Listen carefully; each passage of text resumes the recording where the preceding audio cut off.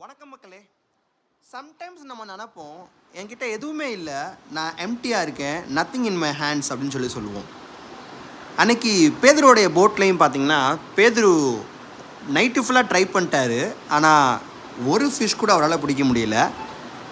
அவரும் அவருடைய கூட்டாளி எல்லாரும் வலையை அலசிட்டு தான் இருந்திருக்காங்க.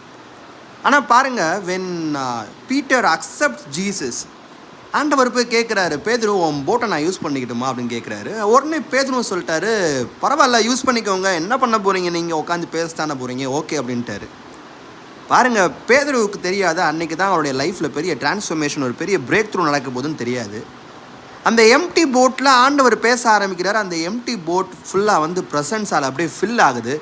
இப்போ ஆண்டவர் சொல்கிறாரு, பேதுரு நான் பேசி முடிச்சிட்டேன், போட்டை அப்படியே உள்ளே விட்றியா அப்படின்னு. உள்ளாக்க விட்டா பார்த்தீங்கன்னா அல்றாரு பாருங்க மீனை. எப்பா எம்புட்டு மீன், டேய் என்னடா பண்ணுறீங்க அந்த பக்கம், நீங்களும் வாங்கடா இல்லைனா போட்டு மூழ்கிடும்டா அப்படின்னு அவர் என்ன பண்ணுறாருன்னா தன்னோட கூட்டாளிகளையும் கூப்பிடுறாரு. பாருங்க, அன்றைக்கி நைட்டு பிடிச்சிருந்தா கூட அவ்வளோ ஃபிஷ்ஷை அவரால் பிடிச்சிருக்க முடியாது. அவ்வளோ ஃபிஷ்ஷை பிடிச்சிட்டு வெளியே வராரு. அவர் அப்பா பயந்தாரு பாருங்க பேதுரு, ஐயரே என்னை விட்டுருங்க, ஆளை விட்டுருங்க அப்படின்னு. ஆண்டவர் சொன்னார், எப்பா நீ இது வரைக்கும் பிடிச்சிட்டு இருந்த மீனை இனிமேல் நான் உன்னை பிடிக்க போகிறேன், நான் உன்னை பிடிச்சிட்டேன்ல, இனிமேல் நீ மனுஷனை தான் பிடிக்க போகிறேன்னு சொல்லி.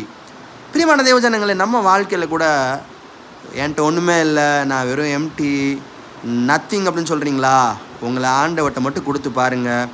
அவருடைய ப்ரெசன்ஸால் நீங்கள் ஃபில் பண்ணும்போது முடியாதுங்க, நடக்கிற காரியங்களை நம்ம கண்ணே நம்பாதுங்க. May God bless your wand and please stay blessed always.